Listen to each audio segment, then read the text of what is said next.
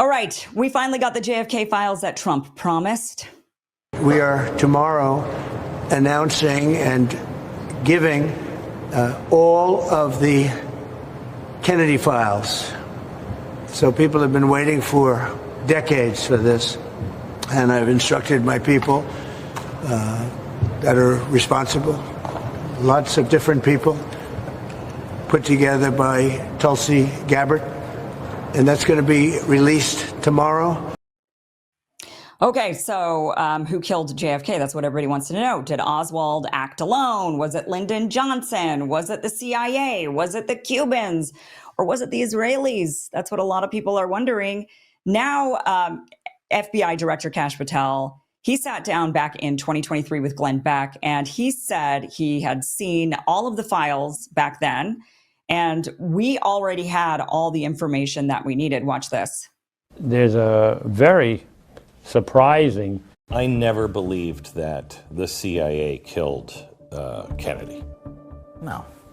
You're talking to a guy that's read the entire JFK file. You've seen all the secret stuff? I've seen all of that, and I've seen the 7 pages of the 9/11 report. I've seen it all. You don't say that to people that you can't tell what you saw. Should the Kennedy stuff be released? Yes. Is there anything there that is like, is anybody alive? The problem is, the things that we can't release have nothing to do with the questions you guys are asking.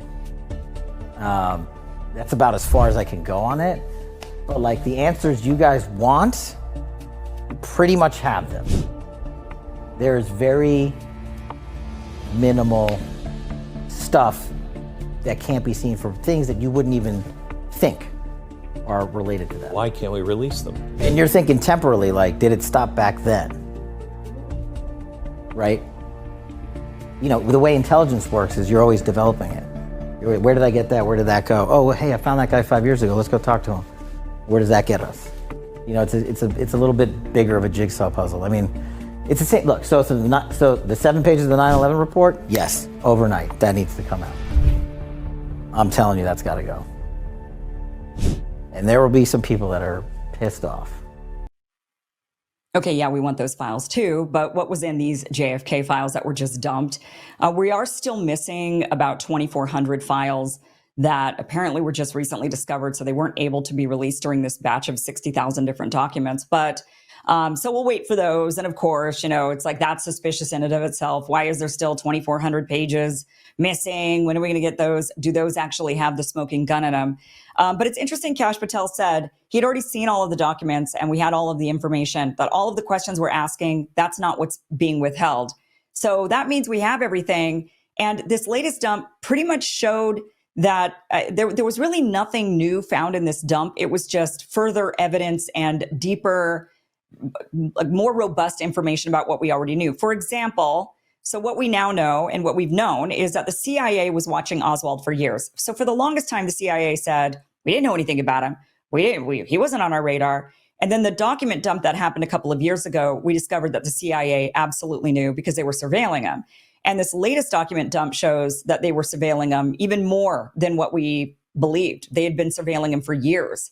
They had been documenting and spying and using all kinds of high tech in order to track this guy.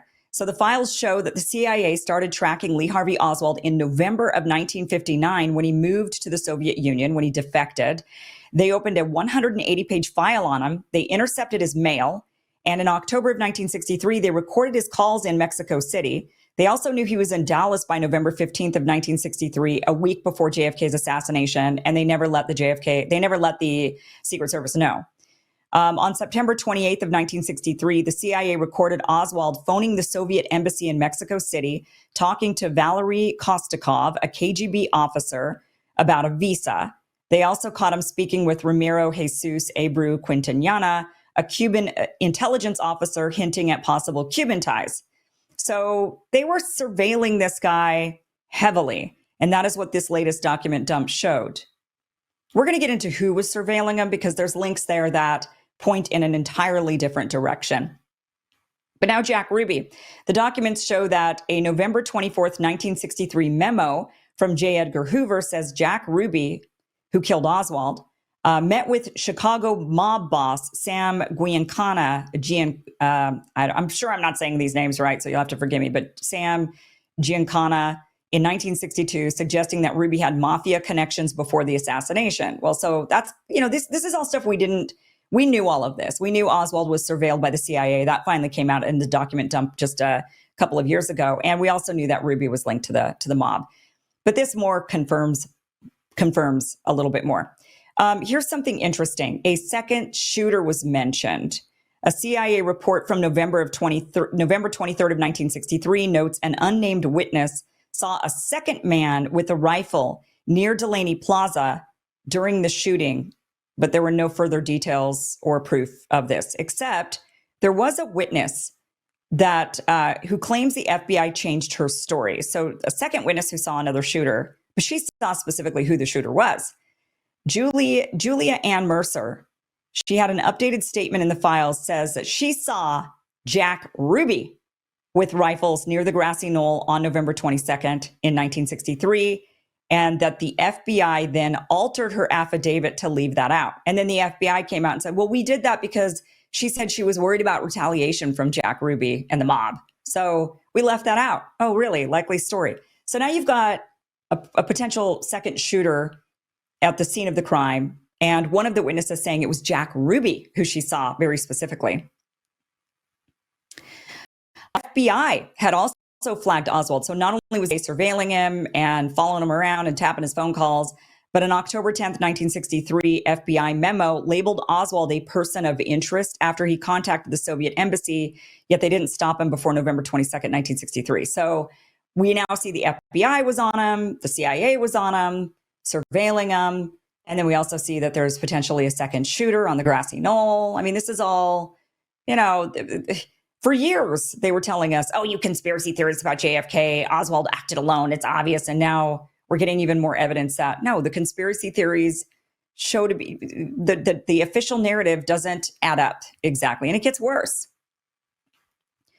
Okay, so let's go to the CIA's anti-Cuba plan. A January 1962 document shows Operation Mongoose, signed by Robert Kennedy, paid Cuban exiles $100,000 to disrupt Fidel Castro's government, with 12 agents active by November of 1963, adding context to Oswald's Cuban contacts. So keep that in mind, because there's all these possible who did it, right? So you've got the Cubans, you got the Soviets, you've got the CIA, you've got Lyndon Johnson, you've got the Israel. We'll get to all of that, but all of these ties in mind. So you've got now more connections to the CIA, to the Cubans. The CIA was following Oswald around. The CIA also was using some really fancy spy tech on Oswald. In 1963, a CIA file reveals that they tracked Soviet agents in Mexico City with UV visible chemical ink on mail, which was a trick in play when Oswald visited there in September of 1963. So they were using that. They were really heavily surveilling this guy.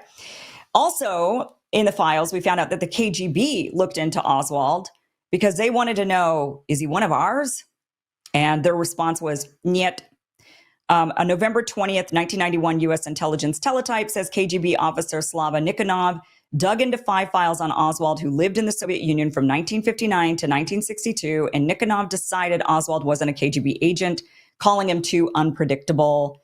And you said also, he's too much of a Marxist and too unpredictable. But of course, take that with a grain of salt. The KGB investigated themselves and found he's not KGB. So, take it for what it is, but that was also in the files. The files also show Oswald met Cuban officer Abro in Mexico City on September 28th of 1963. A 1967 document quotes Abro as saying Oswald was a skilled shooter, which suggested a connection, because they must have seen him. How would they know he was a skilled shooter? They would have had to see. So you have the Cubans saying he was a skilled shooter. But what's also interesting is the KGB, when they looked into him and said he's not one of ours, and they said he's too unpredictable, they also said he was a shit shot.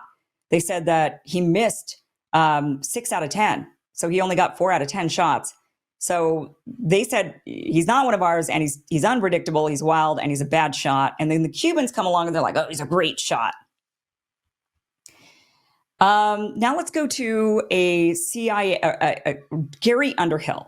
Gary Underhill was a CIA contractor who the day after the Kennedy assassination was visibly shook and ran off and said to some acquaintances of his or friends of his that he was afraid he was next, that he was going to be killed.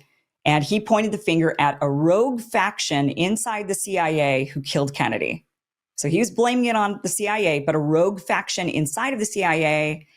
He then was very disturbed. And 6 months later, he's found suicided. But what's interesting about his suicide, his apparent suicide, was that it was a gunshot to the left side of his head, which, this is my left hand. If you're going to shoot with your left hand, you're not going to, you're not going to, right? You're not going to do this. You're going to do this. The problem was he was right-handed. So why would he use his left hand to shoot himself in the head when he's right-handed? He would need the right hand to shoot himself on the right side of his head, but he was found with a gunshot on the left side of his head. So his death, which was ruled a suicide, is highly suspect. And he's the one that ran off saying the CIA did it. A rogue faction inside the CIA did it, and I'm next. Let's talk about this rogue faction inside the CIA. Let's talk specifically about James Angleton. So the files name James Angleton, who was CIA counterintelligence boss. He is also dubbed the father of the deep state. He also has some nicknames like the poet, the spider. And James Angleton, as we've discovered now, was in charge of the surveillance of Oswald. And he was the keeper of the Oswald files. And he's the father of the deep state. And he's the counterintelligence boss inside of the CIA. Okay, so top level guy, big name, and he knew a lot. That's what we're finding out. He knew a lot about Oswald. But what's interesting about James Angleton is all of his Israeli ties. And he was so known, and these are not conspiracy theories. These are well-known ties to Israel's Mossad and intelligence. They have a monument, a physical monument to James Angleton in Israel, in Jerusalem. That's how well-known he is as a friend of Israel. So let's go over some of his ties to Israel. Angleton was the CIA's main liaison with Israeli intelligence, managing relations with Mossad, which is their external intelligence agency, and Shin Bet, which is their internal security agency. He held this role throughout his career. So he was assigned the Israel desk. Made him one of the most powerful figures in U.S.-Israel intelligence cooperation. In fact, he visited Israel a lot. Starting in 1951, Angleton made regular trips to Israel, often staying in key Israel intelligence hubs. He developed strong personal relationships with Israeli leaders, including Ben-Gurion, the founder, the first prime minister, the founder of Israel, essentially. He had very close ties to Mossad chiefs. Angleton was a trusted confidant of Mossad leaders like Mir Amit, who once called him the biggest Zionist of the lot. He met with Mossad officers frequently, sometimes up to 5 times a week. What was a CIA counterintelligence chief doing meeting with Mossad 5 times a week in the 60s? What was he doing in the 60s, meeting with Israel that often? Angleton also allegedly turned a blind eye to Israel's secret acquisition of nuclear materials in the 1960s, including the smuggling of weapons-grade uranium from Pennsylvania. So the CIA head boss turns a blind eye to a foreign nation smuggling weapons-grade uranium out of our country. And he's meeting with them all this time, and he's considered the biggest Zionist of the lot. The newly released JFK files hint at this involvement, okay? He also played a key role in the 1956 intelligence coup where Israel provided the CIA with Nikita Khrushchev's secret speech denouncing Stalin. He coordinated CIA Mossad joint operations in various countries using Israeli intelligence for U.S. objectives. Also, he's implicated in the being a part of the 1967 Six-Day War and also the USS Liberty incident. Angleton met with Mossad chief Mir Amit just before Israel launched the Six-Day War, raising questions about pre-war coordination. Some theories also suggest that he played a role in Israel's attack on the USS Liberty, possibly to manipulate U.S. opinion against Arab nations. It's not proven, but speculated. After his retirement in 1974, Angleton stayed connected with Mossad, hosting Israeli intelligence officials at his home in Virginia and Arizona. And after his death in 1987, Israel honored him with a secret tree planting and a memorial stone near Jerusalem, which is inscribed saying, "In memory of a dear friend, James Angleton." That's the memorial that you can go and see. And so you've got, this guy who's the head counterintelligence CIA chief, and he's in charge of the surveillance of Oswald. And he's also in charge of the Oswald file, a file that they lied about for years and years and years until the last document dump when we found out, you guys knew about Oswald for a long time. So all of that is a little bit suspect. So what could this possibly be leading to? Where are the links here? So what the files have shown us and what previous dumps and what this dump shows us is there's likely some Cuban involvement, right? So the Cubans definitely had their motives. They definitely wanted Kennedy dead. They wanted Castro dead. These were the counter-revolutionaries. They had motives there. And so if you were a Mossad asset, and if you wanted to kill Kennedy for your own reasons, and let me play for you this clip. This is a historian who says, let me just actually get the name of this historian for you guys. So this is, sorry about that. This is a historian, Martin Sandler. And he says, forget the CIA, forget Lyndon Johnson, Fidel Castro, Mossad did it. Watch this. There's a very surprising series of letters between Kennedy and David Ben-Gurion, not only the premier of Israel, but the founder of Israel, in which they're very angry letters, in which Kennedy is saying to Ben-Gurion, I'm killing myself trying to get a nuclear test ban treaty. I've even got de Gaulle on board, and that's impossible. And you keep testing in Dimona. You've got to stop. And Ben-Gurion, thank you, in so many words says, it's easy for you to say sitting in Hyannisport. I'm sitting with the Arabs all around me, and you want me to give up nuclear testing. And Kennedy threatens him. And he threatens him in such a way that Ben-Gurion resigns. And I will tell you that I found articles, not in any crackpot publications, but in very sophisticated publications saying, forget Lyndon Johnson, forget the CIA, forget Fidel Castro. The Mossad killed Kennedy because they were so upset over what he did to Ben-Gurion. So, we got a few little bombshells we throw in there, not proven. Yes, Yeah, I hear you. Okay, not proven. We get it. This is not proven, but let's kind of connect how that might have played out. So you've got the CIA counterintelligence chief, James Angleton, and he's basically looking like a dual agent for Israel. Heavy ties to Mossad, really loves Israel, the big Zionist of the lot. Okay, so he's probably a double agent. And he's helping Israel smuggle weapons-grade uranium, and he's helping them plot the Six-Day War and bomb the USS Liberty. And so, we're looking double agent here. Now, if you were trying to kill Kennedy because he was going to force AIPAC to register, he was going to stop the nuclear, Israel gaining a nuclear weapon. He's also going to, he's got all of these things that he wants to do to kind of hold Israel accountable and ensure that they don't grow and have this sort of power. So if you want to kill him, you want to off him for that. How are you going to do it? How would you do it? Now, you're the head of the CIA. You're one of the CIA top chiefs. So you have all the resources you want at your fingertips. So the first thing you would do is, if you're going to plot to kill the guy, you got to have somebody else to pin it on, right? You don't want to pin it on your people. You want to pin it on somebody else. So who could you pin it on? Well, the likely suspects would be the Cubans and the Soviets. That's who you'd pin it on. So now you find this patsy. You've got Lee Harvey Oswald, and here's a guy that, interestingly, is making phone calls to the KGB and to Cuban intel. Like, how did this guy have that kind of power and contacts, and where did that come from? So you've got this guy, and you're helping arrange. Now, none of this is in the documents, but we can kind of speculate because it's odd that Lee Harvey Oswald, kind of a low-level military guy, would have access to all of these upper-level intel sources inside of these various governments. That's always a big, that's a red flag right there.